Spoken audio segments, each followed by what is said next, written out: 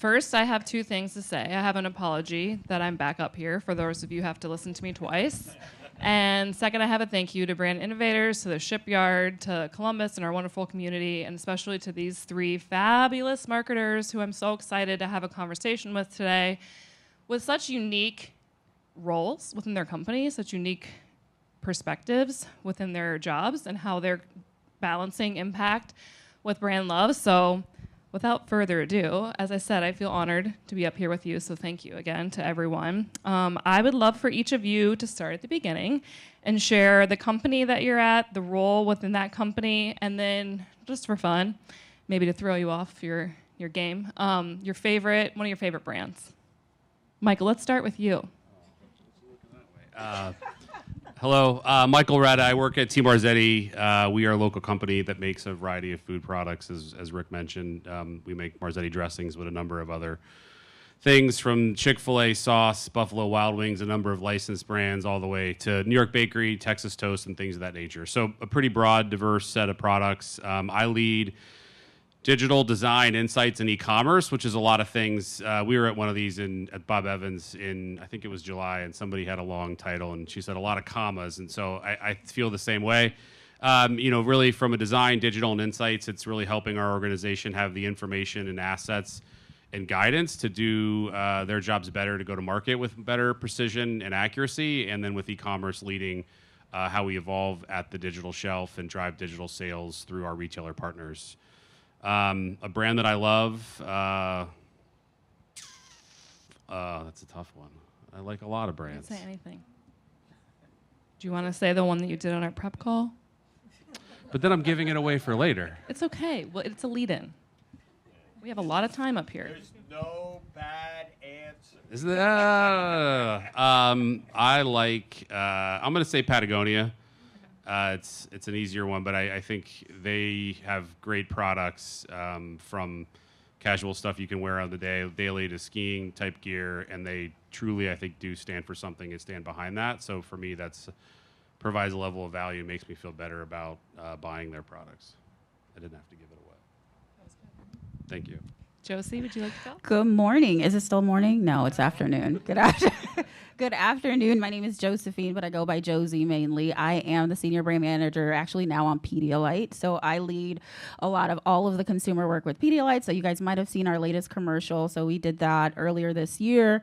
So I do a lot of the consumer strategy long term. That also includes media planning and strategy as well. I've been with Abbott for the last 5 years. Abbott, as you guys know, is a global healthcare company. So our nutrition piece sits here in Columbus, but the organization itself is headquartered out of Illinois, so global healthcare. With that also comes a responsibility on our side. So some of our brands are fun, like Pedialyte, but there's also really serious brands as well as saving lives. Pedialyte does that, but a slew of other products does that as well. PediaSure for, like the undernourished kiddos, Similac, et cetera. So I'm excited to be here. I'm excited to talk to you guys about brand love. Pedialyte is the brand that I love.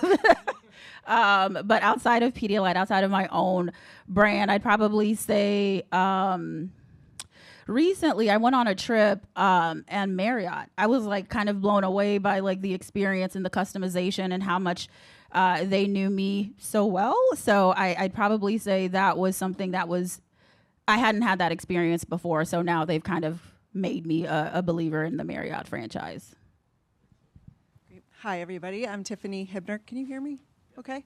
I am so excited to be here because I used to work here in this building for the Shipyard, and it feels kind of like home. I want to get crisscross applesauce on the floor with Sonderman and do an ideation session or something. But now I'm at Nationwide Children's Hospital, and I look over the brand advancement work that we do as well as integrated marketing. And really what that is all of the marketing functions that allow us to tell our stories to our many audiences. So B2B and B2C marketing, digital, social, research and insights, creative, multimedia, a variety of different marketing functions that we leverage to really get the word out about what we're doing at Nationwide Hospital to all of our audiences.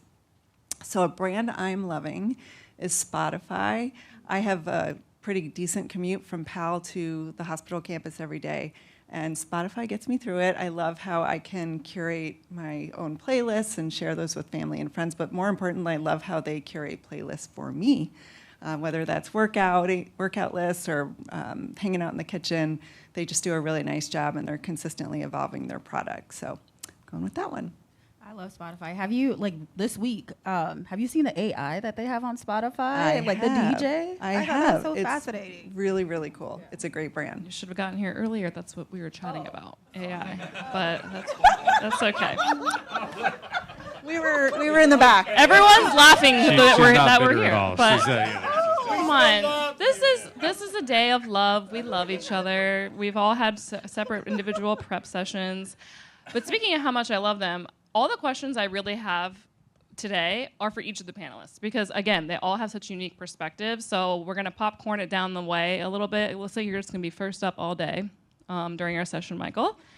So the title of this panel is Driving Impact with Brand Love. Each of you as individual marketers, as well as on behalf of your respective companies, I've said this a few times, has a unique perspective on what that means. So, Michael, could you start with how you're defining driving impact with brand love in your role today? I'll try. I think it's a tough question, and I don't have a definitive answer. But I when thinking about the panel discussions today, I thought this was an interesting one because I think it presents that sort of challenge or dichotomy or whatever you want to call it that a lot of us, or at least in food, we're faced with, which is, how do we balance building equity with trying to drive sales and sort of the challenges that come with that. And so for us, we're working through what that looks like every day. We're challenged with having more data than we've ever had before and the opportunity to invest in ways that drive greater attribution. But we also understand that, there is a need to tell the broader brand story and sort through, how to make sense in upper funnel, lower funnel, and how it all works together. So, I think for us, one of the things we're trying to more so do is maybe define what love is. You could argue that love is a metric or a connected tissue to something that somebody sees through an ad and a metric that you're reading through a study or a behavior. You could also argue that it's somebody buying a product because there's arguably no greater sign of that. And in our categories, especially some of our branded categories like garlic bread or dinner rolls, we're competing primarily with private label. And while we know and believe that our products deliver a superior experience, they also come with a greater price. And so that's kind of one of those ways that we're balancing it. But it's an evolution. It's an ongoing thing. I think it's trying to find that right balance between the stories that we're telling that convert people to actually do the thing that ultimately matters, which is purchase as we evolve as we're going. So more to come, but it's definitely a balance for us that we're still working through. Not that I fully answered that. But. You did. You crushed it. For me, I think about love on a spectrum. And more so on Pedialyte, we have a slew of different brand fans. They have some that buy maybe casually, but then we have those that are utterly obsessed. Like, I mind some ratings and reviews, and somebody bought, they just realized that they can buy this hydration station that we have, which is a larger count pack. It's $100. And he realized that he could buy it. He bought it. And then, like, he posted a picture, and, like, Pedialyte is everywhere. I'm like, oh, my, okay. How many packs did you actually buy? So, like, for us, when we're thinking about how do we have that person, how do we get everyone that's actually buying Pedialyte to get to that level? How do we get you to love us so much that, number one, you're evangelizing for us, you're telling everybody about us, and then the other piece is you're actually purchasing and buying. So when we're talking about impact, et cetera, it's about listening to what consumers are actually doing and saying, pulling some of that data, and then informing exactly how do you go to market. Now, ultimately, I agree. We all work for organizations that have to make a profit nonetheless. So what you're trying to do is channel that brand love in the most efficient way to kind of drive impact and sales. So let me know, does that sound right? Or you sound... It sounds perfect. It's Perfect. nice It's to work on a your, brand again, that it's people your... like that much. I know. Yeah. And I, before I even joined the brand, I wasn't as in love with it because I just didn't know as much. But once you're in it, you realize, oh, wow, like this product actually does really work. And there's technically a product for everyone. I mean, I know this panel's not about me, but I can't help but insert one little story. So just sorry, everyone, appreciate me for 1 minute. My children are 3 and 4, and they think popsicles are Pedialyte Pops. Literally, they don't think popsicles exist because we will give them whenever they ask. Because again, it's hydrating, so we love the product. I'm a fan. I'm not making it up, Michael. I'm telling the truth. Anyways, let's move on to a more complex relationship between brand impact and brand love with Tiffanie. Mine might be coming at it from a little bit different perspective. As I mentioned, we have many different audiences. We want them all to love us, but the patient families are the most important to us. They're the epicenter of why we exist, is to treat kids and take care of their families. So when I think about brand love, I think about when these folks are coming to see us, they're often in a state of worry, fear, the unknown, and it's our job to give them hope, to give them reassurance, or just even give them like, what's the best next step for you? So it's really about building a relationship and a reservoir of trust with these families, so they know, they are sure that we're going to do everything we can so their kiddos have the best outcomes. And that's really important from our jobs are to educate and to inform and to guide and to really give them an experience. Care is the cost of entry. They're going to come to Children's and expect that they're going to get the best care.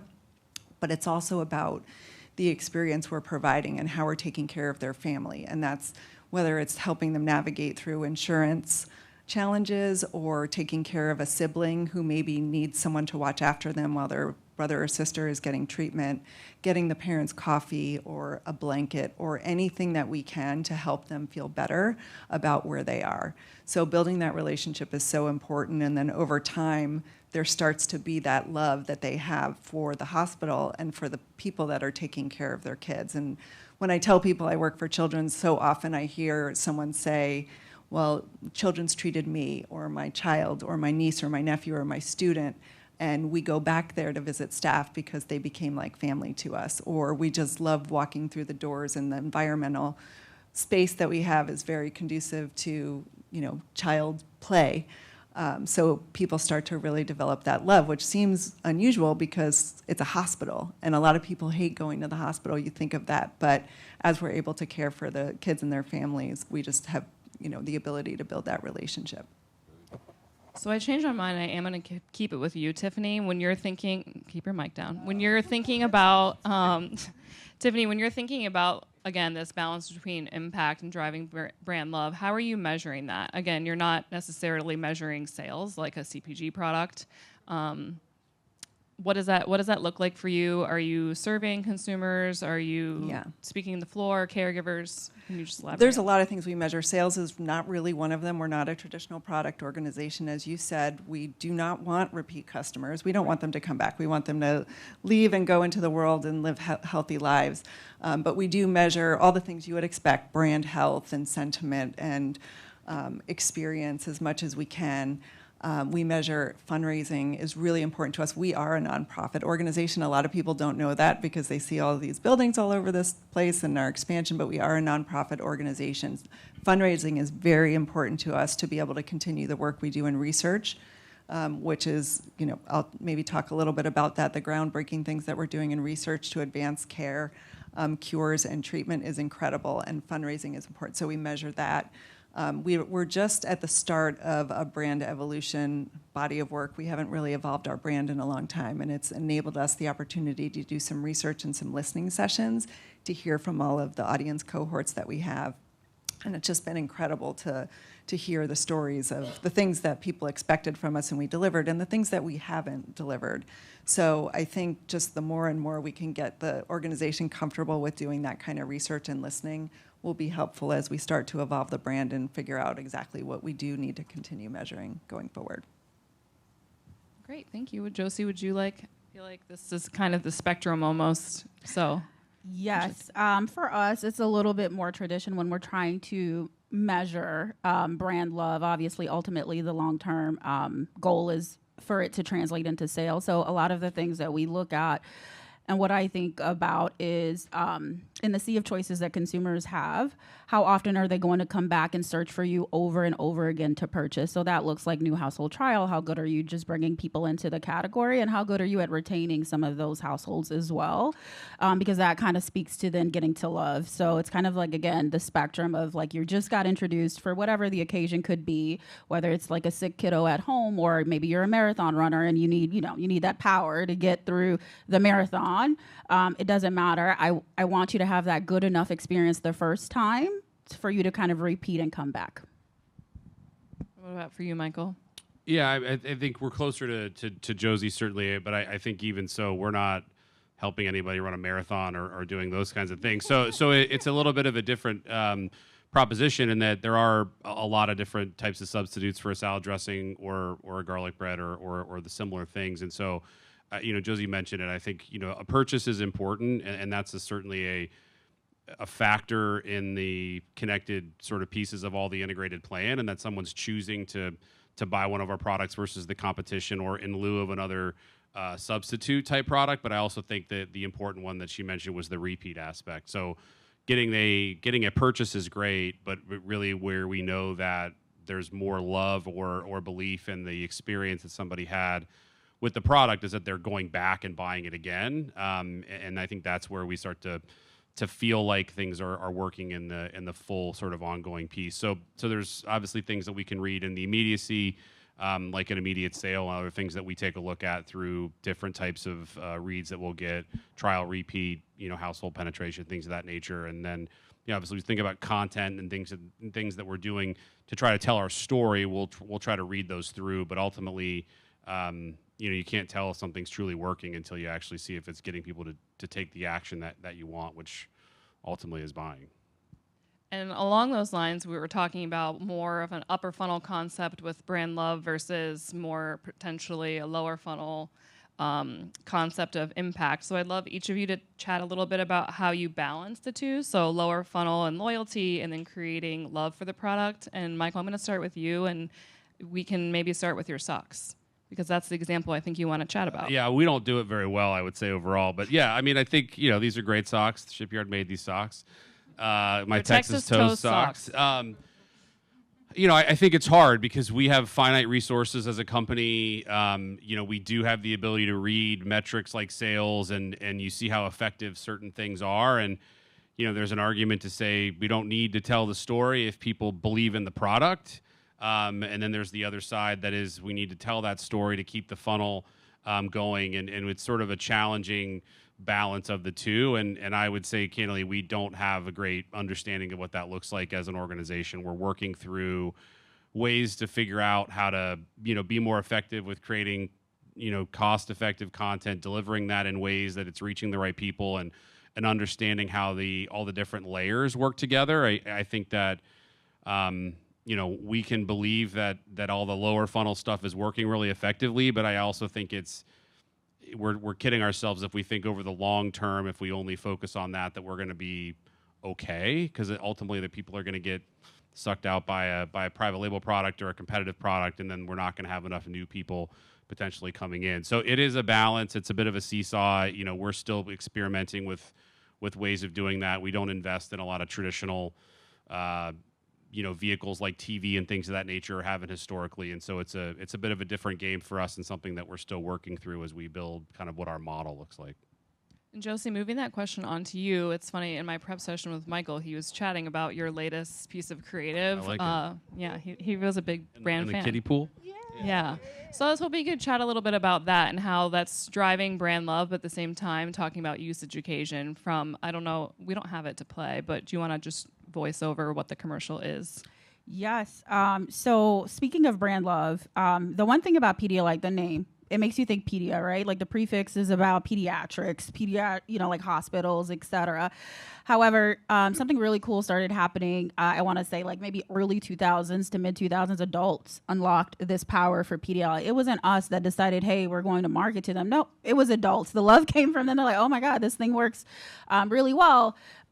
So a big part of it is in our new ad, what you'll see is we're kind of leaning into that. So what? We're Pedialyte. You should love us even more because we were designed to save lives. So like we would work the most effective for adults as well. So in this commercial, there's technically going to be 3 ads. Right now, there's 2 that are currently live. The first one is a 30-second ad, and it really does a good job of representing who our consumers are. So we open up with what you would think, parents giving Pedialyte, and then it switches to, like a Home Depot. That's what I call them. Like, like the average guy that you would see at Home Depot. Like, just somebody that you wouldn't have thought was drinking, like a liter of Pedialyte. Then it switches to that. Then there's like a work from home millennial, maybe Gen Zer, and then you ultimately get to the parents in the pool, cooling off on a hot day.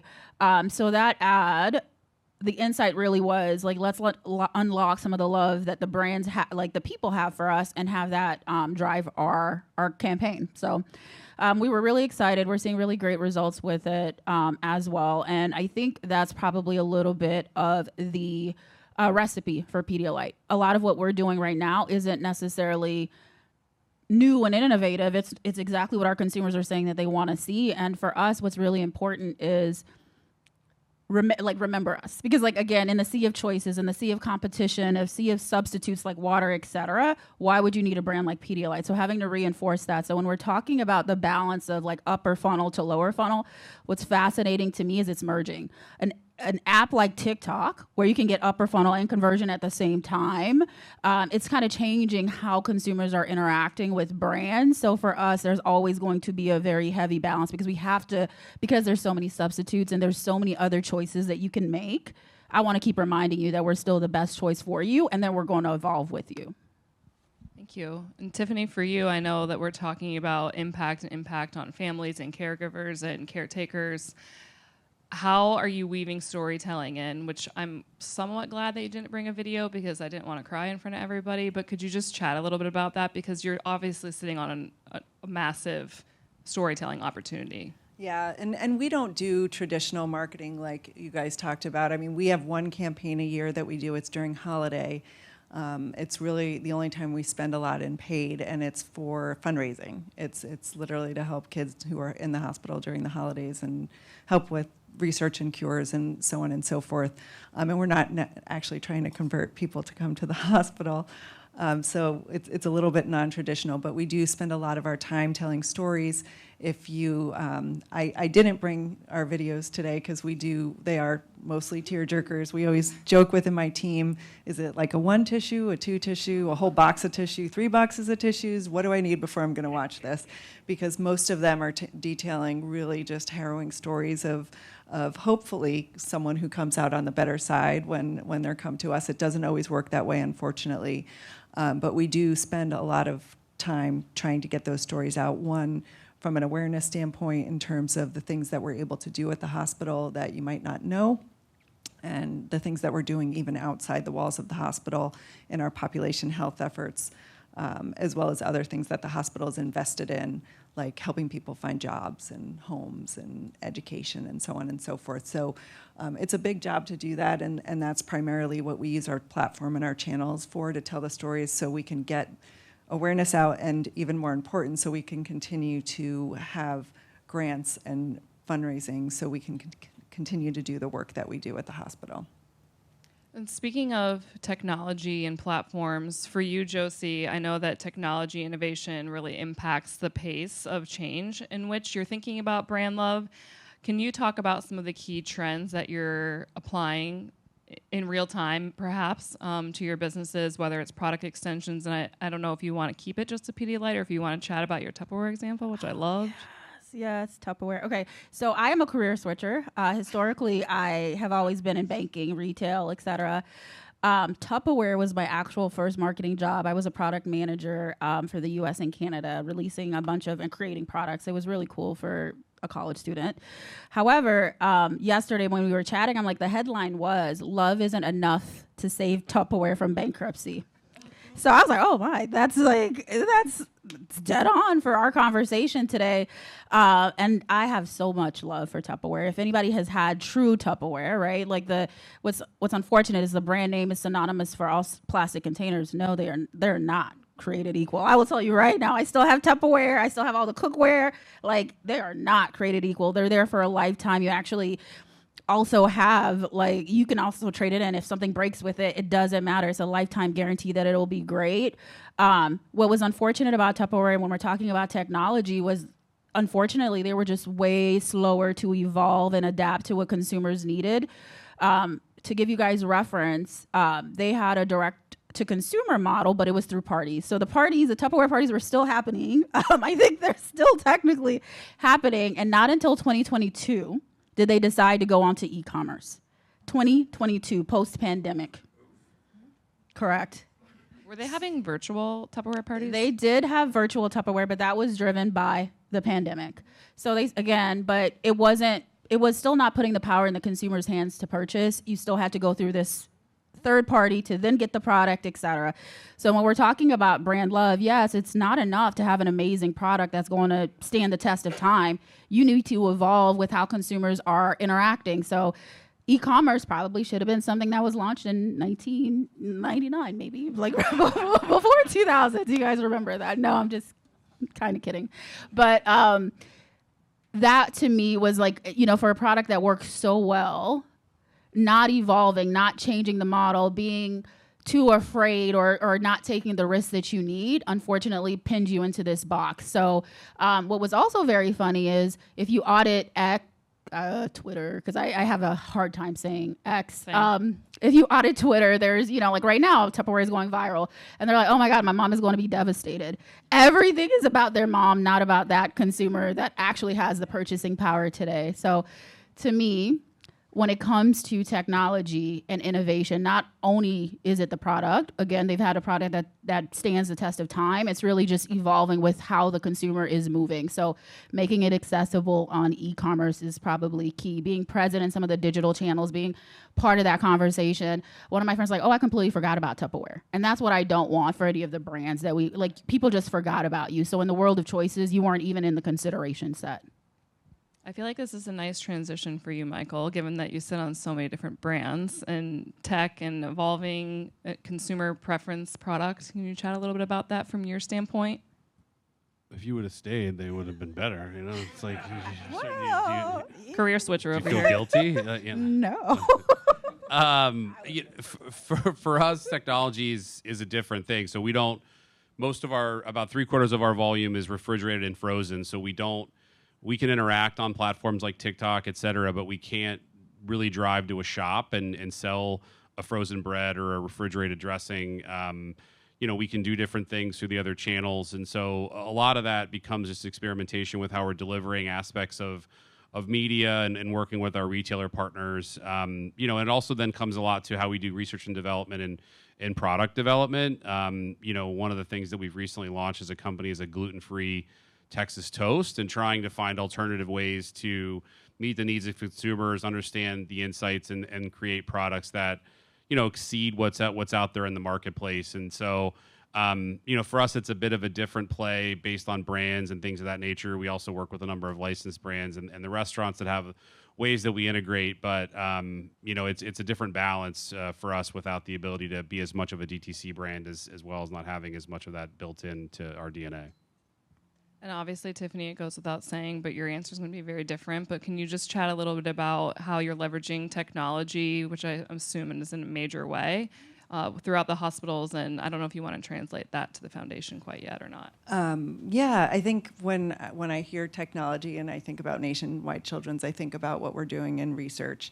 So we have well over 1,000 what we call principal investigators, but they're researchers that are grinding it every day to find cures and treatments for kids, really looking to advance pediatrics for the world. And we're a global leader in genomics here, so the technology that has allowed us to really dive into the world of genomics, I don't know if anybody knows what that is.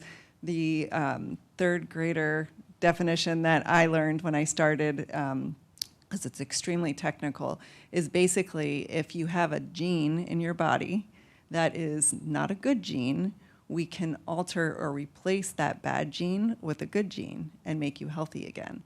And the work around this is just unbelievable in what we've been able to do. At Nationwide Children's, we have 2 global patents that enable us to basically make kids completely healthy with an infusion. So for example, last summer, we got the FDA approval for gene therapy for Duchenne muscular dystrophy. There's a gentleman named Dr. Jerry Mendel who has spent 50 years trying to find a cure for Duchenne muscular dystrophy. He retired in March, sadly, after this happened, but this, our first patient, a little boy named Gideon, walked into our office with Duchenne muscular dystrophy, had 2 hours of infusion with gene therapy and walked out and is going to be healthy. So technology has allowed us to make those kind of advancements, and it's just really, really incredible. And for those of you that live here and myself, I feel so lucky that we have this organization here, which is just doing amazing, amazing things. And like I said, a global leader in genomics is pretty cool, and the hospitals put a lot of focus around this effort. And I wish that we told more stories around this. That's part of my job being a year in, is to really get some of these stories that we don't talk about out so people understand what we're trying to do at the hospital each and every day. Still borderline gonna start crying, but sorry, my stuff's it's like okay. feeling really I love heavy all of a sudden. No, I mean, and along it's those, kids. Right. It's which I feel like all of us will have some kind of emotional connection, whether or not you have children. You live in Columbus, Nationwide Children's Hospital.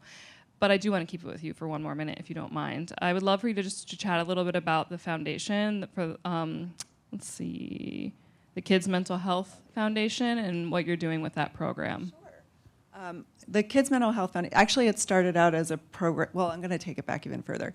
Nationwide Children's saw a really huge need for behavioral health treatment for kids in this market, and no one was really doing anything about it that was substantial. So about 6-7 years ago, they built the behavioral health pavilion, Big Lots Behavioral Health Pavilion on campus, and opened that as an inpatient treatment center for behavioral health. It was the first of its kind. Now there's lots of copycats that are out there, which is good news. We want people to do this because it's not a place where we want people to travel to. Kids are best treated for mental health issues when they're in their own environment. So we don't usually treat kids that are out of market for that. But with that, the hospital launched a campaign called On Our Sleeves, which was meant to break stigmas around talking about mental health, because about 6-7 years ago, people didn't talk about it like they talk about it now. And what's really cool is that the hospital hired the Shipyard to help launch that. So I got to work on that when I was here, and now again at the hospital, so it's kind of full circle. But the On Our Sleeves campaign turned into its own 501c3 and a foundation, and we rebranded that Kids Mental Health Foundation this past May.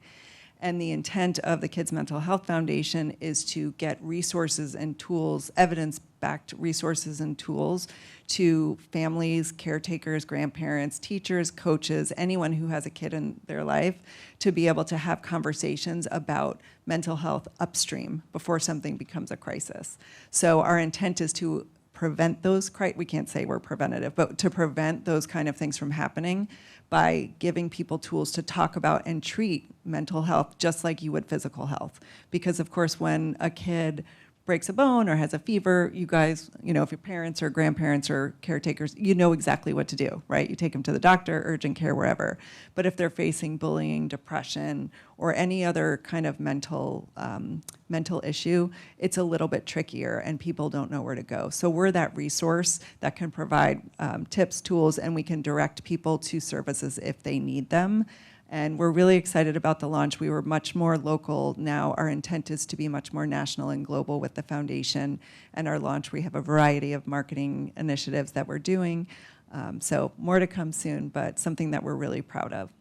And I do think it's a phenomenal example of brand love and people trusting the hospital and then creating impact. And people know that they're automatically going to be able to take the halo of the trust that they have within the hospital to the foundation. So along those lines, Josie, we didn't chat about this before, but I feel like it kind of translates into what you were talking about earlier from the standpoint of you have products that literally can save lives for consumers and products that are nice to have. So can you talk a little bit about the impact that you're creating within your company right now?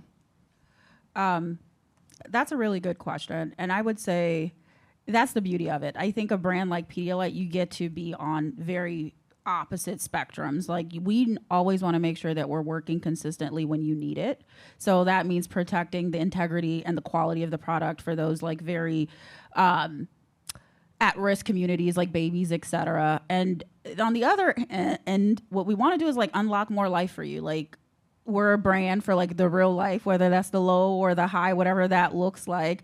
And having that balance and bringing it to life is a little hard because you don't want to lose the equity that you have with babies, parents, etc. But you also want to talk a little bit about like balancing and finding happiness in the other part of your life. So what we do, and a little bit of what happens is, you know, we have different disciplines. We have a healthcare professional arm. We have obviously Maine, which I do is like more consumer specific.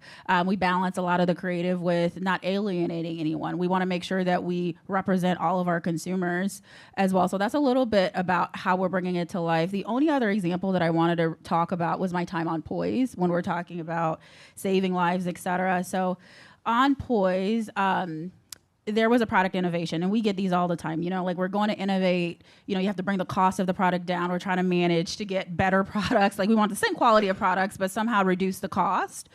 So we launched an innovation product on Poise. And if you guys know nothing about Poise specifically, it's really catered towards women and women with a specific medical challenge. And that medical challenge is that you can't control your bladder. Either that's because of physical issues. It could be because of child, you know, like having a baby, et cetera. So at the bare minimum, that product needs to work. We're talking about bladder. So if it doesn't work, that can lead to a lot of embarrassment, a lot of shame, there's a lot of stigma to it. So there was an innovation that happened, and I kid you not, like clockwork, once we were in market and consumers started utilizing it, because you have to think in medical, when it's medical related, you often don't switch. Like once you find a product that works, you're going to stick to it. We had to hire an entire other organization to help us with the amount of complaints that we were getting about the product actually failing. It was so sad. And living it, like till this day, I am so rigid about like we need to make sure, because you know, like all of the tests said it would be fine, but the consumer said something differently. So it was just an immediate switch. And what the organization at the time made us do is we listened to the calls, and you have women crying. Like when you fail, you cannot afford to fail on a product like that, because this was their only security blanket, like where their body is failing. This one product, this pad, is helping them at least maintain some of that confidence that they had. So the turnaround was quick. Like we literally had to turn it back to the original product. There was like tons of dollars and investment spent because, like, again, I've had the opportunity to work on really rich emotional brands.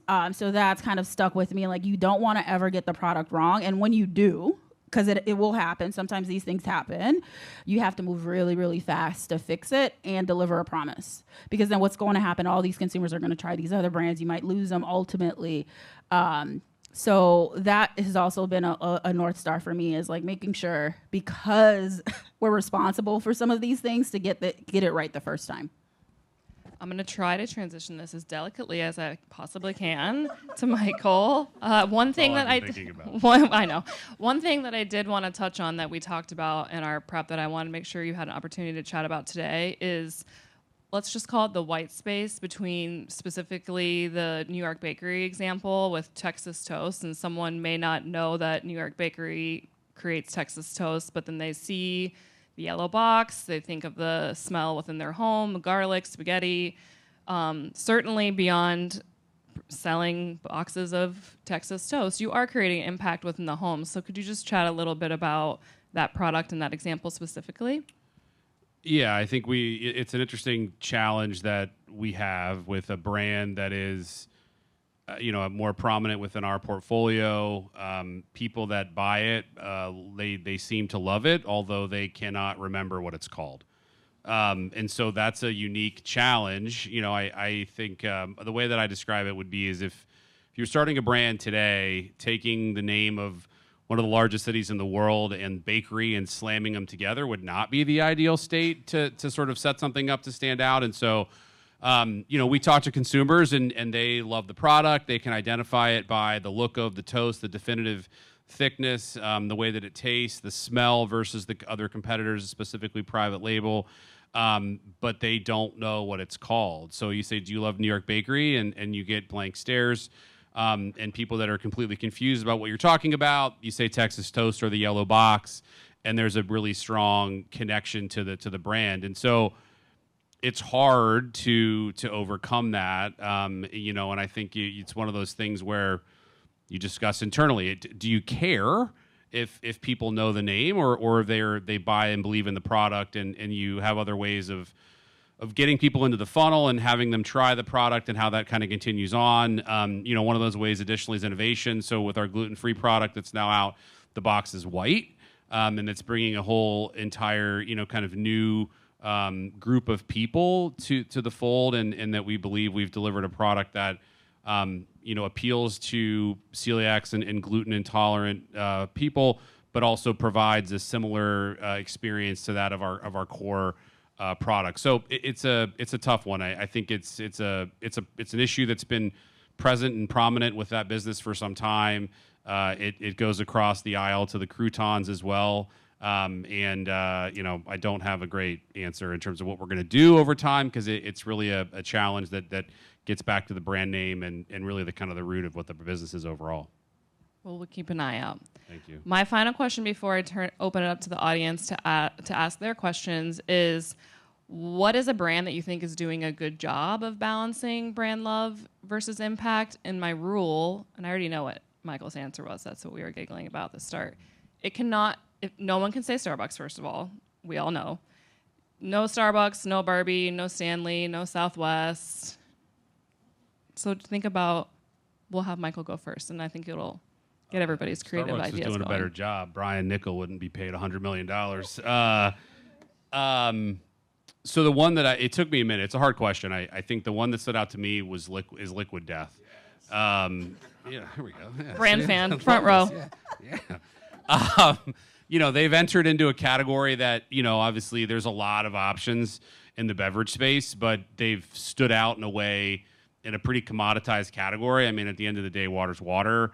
And so they've created a recognition and an equity and an awareness in the category, starting with the name, which is like, what is this? Followed through with activations and creative that just, it stands out. And whether you like it or not, it's memorable. And, I think about Super Bowl this past year, in the weeks leading up to the Super Bowl, there was, brand after brand that's, in the big game showing their spots and having all the lead-ins. And they did, I don't remember the exact details, but they did a campaign where they had businesses bid through a platform to sort of be on the cases or the pallets that they were selling. And the argument was that they were going to deliver more impressions during the 6 months post-game than an ad would. And some brands spent, I think, $75,000 on that. And so they've just consistently done a really good job of standing out in a commoditized category and really breaking through in a way that's, I think,